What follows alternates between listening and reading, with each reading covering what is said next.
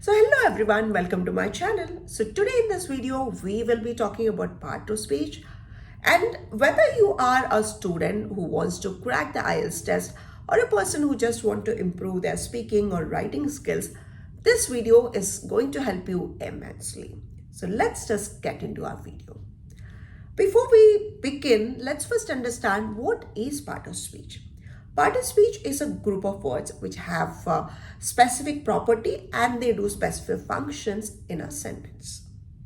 Oh no, too much of grammar jargon over there, right? So do I really need to understand all these things to speak in English or to write in English? Unfortunately, the answer is yes. But trust me, it is not as hard as it sounds. Part of speech are those words that you use every day whenever you are using English language. You know them, but may not be understanding the nuance of it, may not be understanding what this word is called in English, but you all know it. What we are trying to do in this video is like understanding them systematically so that we can make a better use of them. We can understand what is the real use in a sentence so that we can express ourselves in a more grammatically accurate way, so our communication will become more accurate as well as effective. That is what we are trying to do in this video.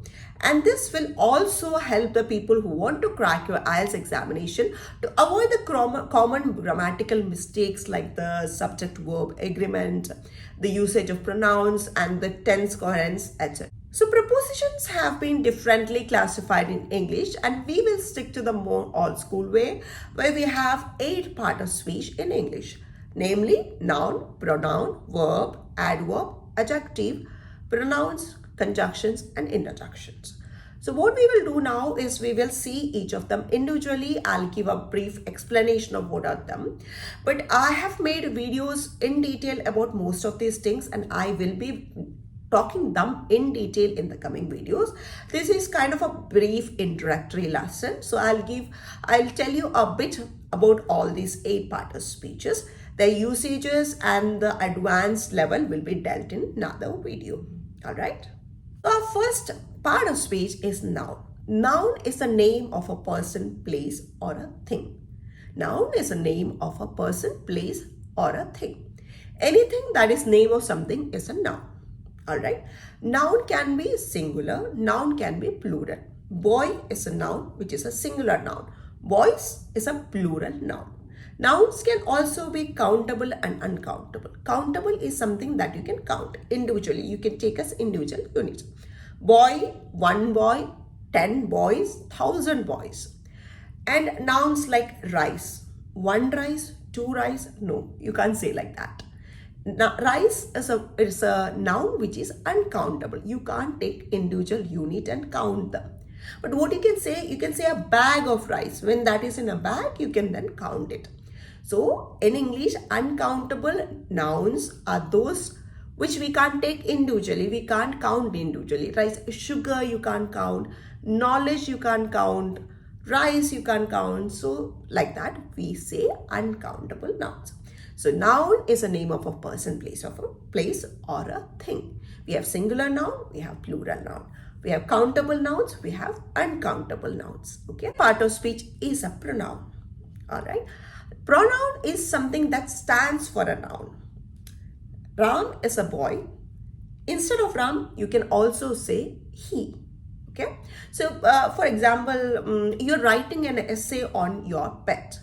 So you're writing like my dog's name is so and so. My dog does this, my dog does that, this, that, and all. So instead of repeating my dog or the name of the dog, what you can say, you can use it also.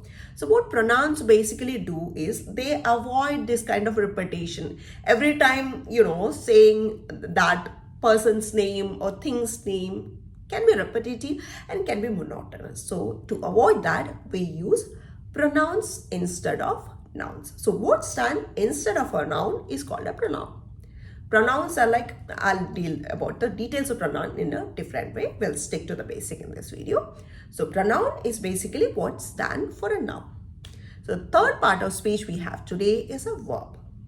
Verb is an action in a sentence. Verb is an action in a sentence like run, jump, do, cry, smile. All these are verbs. All these are verbs. Verb is actually the main part of a sentence. It is by the verb that we determine the tense of a sentence. Verb basically has three forms. The first form, V1, is a present tense, past tense, and the past participle. For example, a verb like run, the present tense is run, past is run, and the past participle is also ran. So if you want to say something that happened in the past, you can say like he ran away yesterday. He ran away yesterday. So by changing the form of the verb, you can change the tense. So verb in a sentence determine the tense of the sentence. So our next part of speech is adjective. Adjective is something that describes a noun or a pronoun. We understood what noun and pronouns are. Now we have a word called adjective. Adjective is a word that describes a little more about the noun or a pronoun. So you have a noun, girl. So you say in a sentence like she is a beautiful girl. Beautiful girl.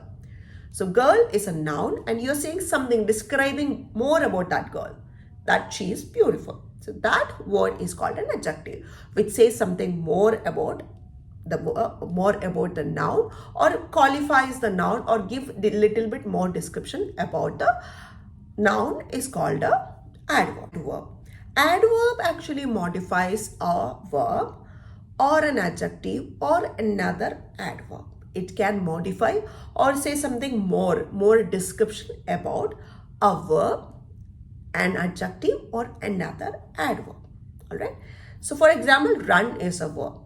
He ran quickly. So this word quickly, which is an adverb, is saying something more about the way that action is performed. Like he ran fast. So fast is an adverb here. In our past example, we have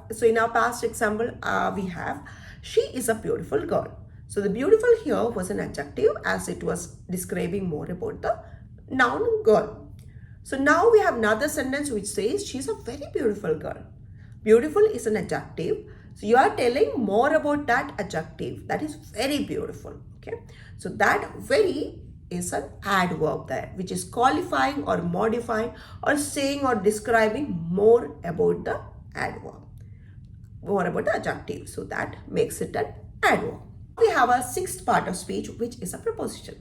Preposition is a word which shows the relationship between noun or a pronoun with the rest of the sentences.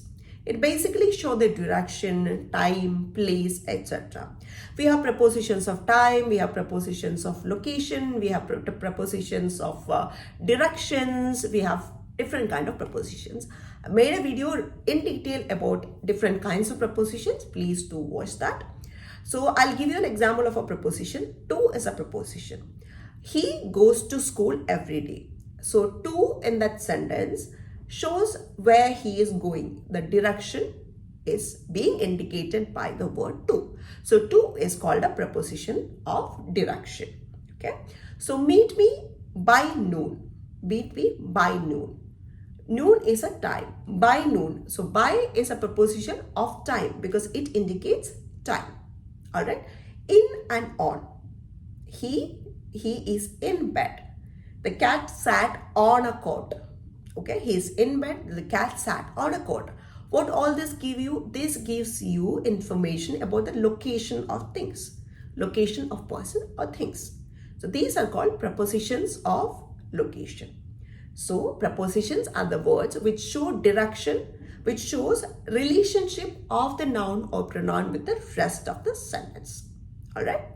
So prepositions, it's a huge topic. I've made a video on that. Please do watch that for more information on the same. The next one, the seventh part of speech is conjunction. Conjunctions are the word that kind of like join together two words. You have two words. Instead of saying, this is very important in our IELTS examination. You're not supposed to write small sentences in your IELTS test. What you're supposed to write is like, you are supposed to use more complex sentences.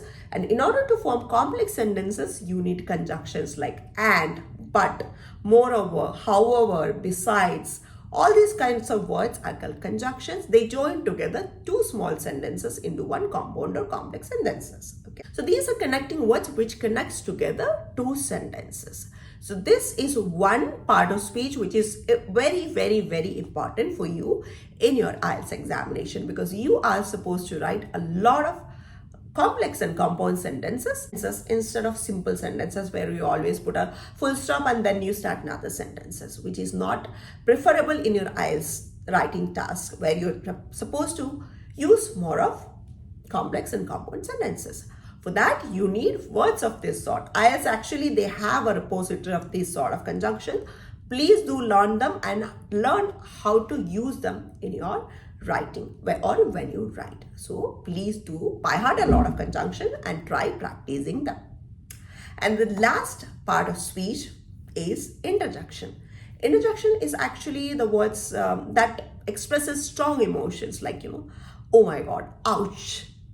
Words of this sort, oh, like this. Words of this sorts are called interjections. They're not part of the sentences. So after interjection, you put exclamation mark and then you continue with the sentences. So these were the eight traditional classification of part of speech.